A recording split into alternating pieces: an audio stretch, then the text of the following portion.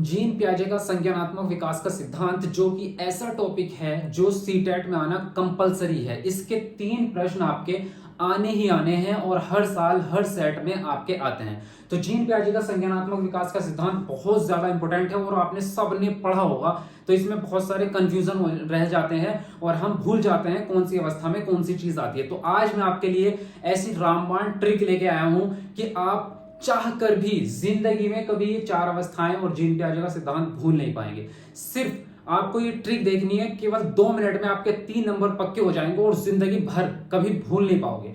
आपको करना क्या है, जीन पियाजे की 4 अवस्थाएं आप सबको पता है और सिर्फ आपको 4 लाइनें याद करनी है और उन 4 लाइनें मतलब 4 अवस्थाओं के लिए, एक अवस्था के लिए एक लाइन याद करनी है और उस लाइन को याद करते ही उस अवस्था के अंदर कितनी चीजें हैं वो सारी की सारी आपको याद हो जाएंगी। तो आप चाहकर भी कभी भूल नहीं पाओगे। चलिए शुरू करते हैं। वीडियो को फटाफट से लाइक कर दो, चैनल को सब्सक्राइब कर दो जो लोग भी नए हैं, क्योंकि ऐसी ही मजेदार और बढ़िया वीडियोस आपको मिलती रहेंगी हमेशा। ठीक है, देखिए पहली अवस्था होती है आपकी संवेदीगामक अवस्था और उसके अंदर इतनी सारी चीजें होती हैं। अनुकरण, प्रतिवर्ती क्रियाएं होती हैं, वस्तु स्थायित्व का गुण इस अवस्था में आता है। मानसिक चित्रण, खेलना, खिलौनों को तोड़ना, इंद्रिय गामक होती है, इंद्रियों से ज्ञान जैसे कि हाथ पांव, तो आपका इस अवस्था में आता है। उसी प्रकार से आगे आप देखेंगे पूर्व संक्रियात्मक अवस्था दूसरी होती है। उसके अंदर आते हैं प्रतीकात्मक खेल, आत्म केंद्रीयता और सूचकता, केंद्रीयता, जीववाद, केंद्रीकरण। इसी तरह से एग्जाम में पूछे जाते हैं कि बच्चा जो है प्रतीकात्मक खेल कर पाता है और वह दूसरे के दृष्टिकोण को नहीं समझ पा रहा है, तो कौन सी अवस्था में है। तो बस आपको यही तो याद रखना है कि कौन सा गुण जो है कौन सी अवस्था का है, तो आप फौरन बता दोगे। इसी तरह से आगे भी आप देख सकते हैं, यहाँ पे आगे भी लिखे हुए हैं। तो मूल संक्रियात्मक अवस्था में ये गुण होते हैं: संरक्षण, पलटावी गुण, तार्किकता, वर्गीकरण वगैरह वगैरह। तो पहले गुण लिखे हैं, उसके बाद में नीचे एक लाइन सिर्फ याद करनी है और सारी की सारी चीजें आपको समझ में आ जाएंगी। तो पहली ट्रिक, जो पहली अवस्था है उसकी ट्रिक आपके सामने है। ठीक, अनु और करण ने प्रीति की कुछ वस्तुएं पूरे मन से चित्रित की, परंतु कुछ खिलौने हाथों से तोड़ दिए। बस एक लाइन याद करनी है और इससे पूरे के पूरे कैसे आपको याद हो जाएंगे, इसको आप चाहो तो अपनी कॉपी में लिख सकते हो। देखिए अनु और करण यानी के अनुकरण, यानी के अनुकरण। ठीक है, प्रीति से आएगा आपका प्रतिवर्ती क्रियाएं, प्रतिवर्ती क्रियाएं। वस्तुएं, कुछ वस्तुएं पूरे मन से चित्रित की, वस्तुएं यानी कि वस्तु स्थायित्व। ठीक है, वस्तु स्थायित्व। मन से चित्रित की यानी कि मानसिक चित्रण, ये हो गया वस्तु स्थायित्व। मानसिक चित्रण यानी कि मन से चित्रित की, तो यहां से क्या हो गया आपका मानसिक चित्रण।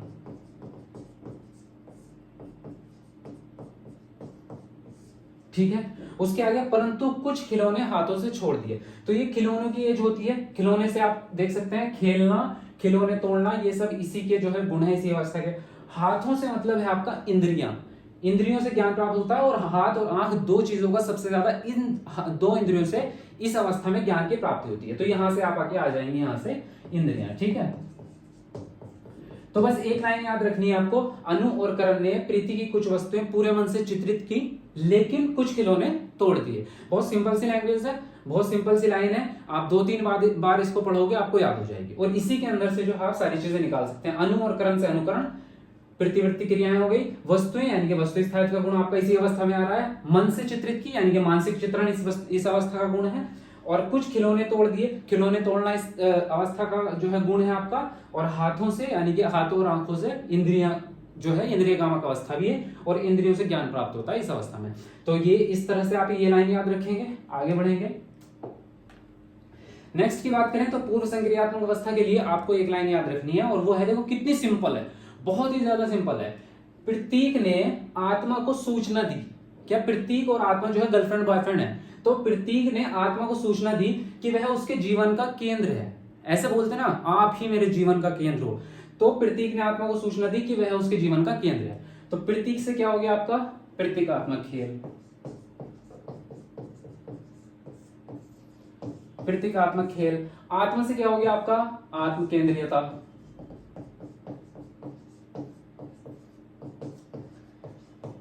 सूचना दी यानी कि सूचना से क्या हो गया आपका सीधा सूचकता हो गया कि वह उसके जीवन का केंद्र है। जीवन से क्या हो गया आपका जीववाद हो गया।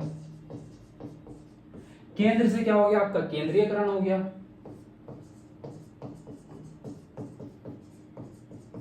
है ना इजी। देखिए सिर्फ एक ही लाइन याद करनी है कि प्रतीक ने आत्मा को सूचना दी कि वह उसके जीवन का केंद्र है, और इसी के अंदर से आपके सारे गुण निकल गए आगे सेकंड स्टेज के। देखिए प्रतीक से प्रतीकात्मक खेल हो गया, आत्मा से आत्म केंद्रितता, सूचना से सूचकता हो गया, जीवन से जीववाद हो गया, और केंद्र से केंद्रीकरण हो गया। ठीक है, अगर इसकी डिटेल वीडियो देखनी है वो भी चैनल पे है, जिम पे आ जाएगा, संपूर्ण सिद्धांत आपको समझाया गया। ये सिर्फ ट्रिक है। ठीक, आगे बढ़ेंगे अगले। देखिए मूर्त संक्रियात्मक अवस्था है तीसरी, उसके गुण क्या होते हैं? संरक्षण, पलटावी गुण यानी कि प्रतिवृत्तियां, इसी साल आया था अभी 2021 में। तार्किकता होता है, वर्गीकरण, गणितीय संक्रियाएं होती हैं, क्रमबद्धता, मूर्त चिंतन। तो इसमें एक लाइन इसके लिए याद रखनी है, और वो लाइन क्या है? रक्षा, एक लड़की है, रक्षा पलटी, यानी कि रक्षा जो है वो टीचर है स्कूल की, तो लड़की है वो। रक्षा पलटी यानी कि लौट के आई, पलटी, और तर्क दिया कि सी वर्ग के गणित के छात्रों को क्रमबद्धता का मूर्त चिंतन करवाओ। सिर्फ ये लाइन आपको याद करनी है। तो इसमें से सारे के सारे गुण कैसे निकल के आएंगे बाहर? रक्षा से क्या हुआ आपका? संरक्षण। रक्षा यानी कि रक्षण, और रक्षण से बना दिया हमने संरक्षण। ठीक है, संरक्षण बना दिया। पलटी से हमने बना दिया पलटावी गुण, पलटावी गुण आपका। ठीक है, और तर्क दिया, तर्क से क्या हो गया आपका? तार्किकता हो गई, ये तार्किक चिंतन भी बोल सकते हो आप। ठीक है, तो आपकी तार्किकता हो गई कि सी वर्ग के, देखिए सी से भी हमने रिलेट कर दिया। सी वर्ग क्यों रखा है? क्योंकि ये तीसरी अवस्था है, यानी कि A B C third stage है, तो हमने सी कर दिया इसको। ठीक है, ये तीसरी अवस्था है। वर्ग के यानी कि वर्ग से आगे आपका वर्गीकरण, कि गणित के छात्रों को, यानी कि गणितीय संक्रियाओं का ज्ञान इस स्टेज में आपका आता है, तो हमने गणित रख दिया। ठीक है, इसको हम सीधा यहां से रिलेट कर सकते हैं, गणितीय संक्रियाओं का ज्ञान। क्रमबद्धता का, तो क्रमबद्धता है ही इसमें, ये तो अपने आप में एक वर्ड है।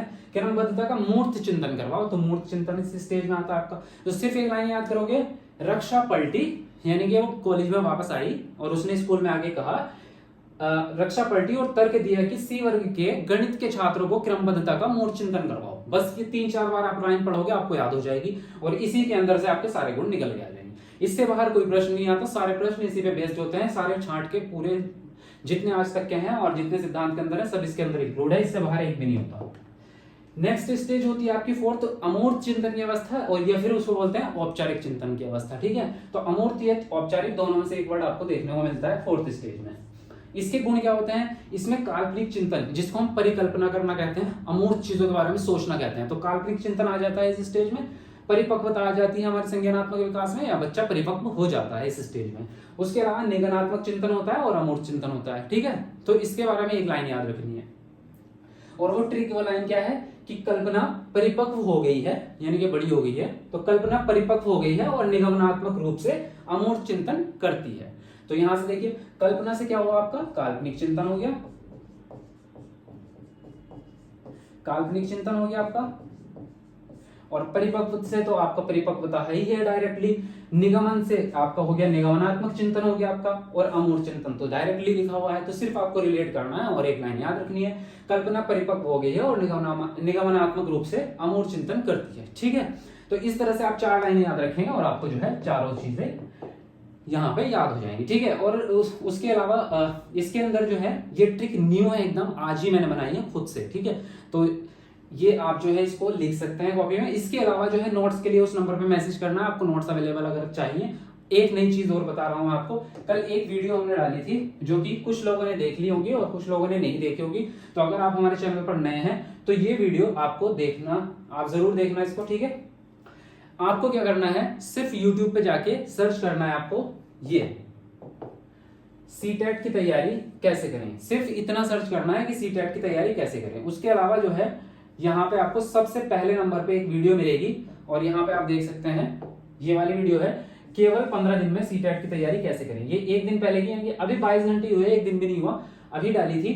तो इसके अंदर पूरी प्लानिंग, क्योंकि आपके पास सीटेट का टाइम कम बचा है, पूरी प्लानिंग और किस दिन कितना पढ़ना है, कहां से पढ़ना है, अगर ये वीडियो आपने देख ली और इसके हिसाब से आपने पूरी प्लानिंग कर ली तो 101% सीटेट आपका क्रैक्ड है बिल्कुल। तो एक बार इस वीडियो को जरूर देखें, मैं सबसे कह रहा हूं, इस वीडियो को इग्नोर कर मत देना, इस वीडियो को जरूर देखना। अगर आज देख रहे हैं, 10 दिन बाद, 15-20 दिन बाद भी देख रहे हैं, तो ये वीडियो आपकी हमेशा ऑल टाइम के लिए आपके काम आएगी। अगर आप अगला सीटेट भी देना चाहते हैं तब भी ये वीडियो आपके काम आएगी, तो ये वीडियो जरूर देखनी है आपको। ठीक है, चलिए, बाकी ट्रिक आपको पसंद आई होगी बहुत ज्यादा, मुझे पता है बहुत मेहनत लगी थी, बहुत दिमाग लगाना पड़ा, लेकिन बहुत इजी कर दिया मैंने एक ऐसे टॉपिक को जो बहुत ही ज्यादा टफ टॉपिक होता है और बहुत ज्यादा इंपॉर्टेंट है, सीटेट में आता ही आता है। तो उसके लिए एक लाइक जरूर करना और कमेंट करके ही बताना कैसी लगी ट्रिक, और जो लोग नए हैं तो चैनल को सब्सक्राइब कर दो और शेयर जरूर करना वीडियो को, ठीक है। आप अपने व्हाट्सएप स्टेटस पे लगा सकते हो या किसी को भेज सकते हो, तो शेयर जरूर करें ज्यादा से ज्यादा।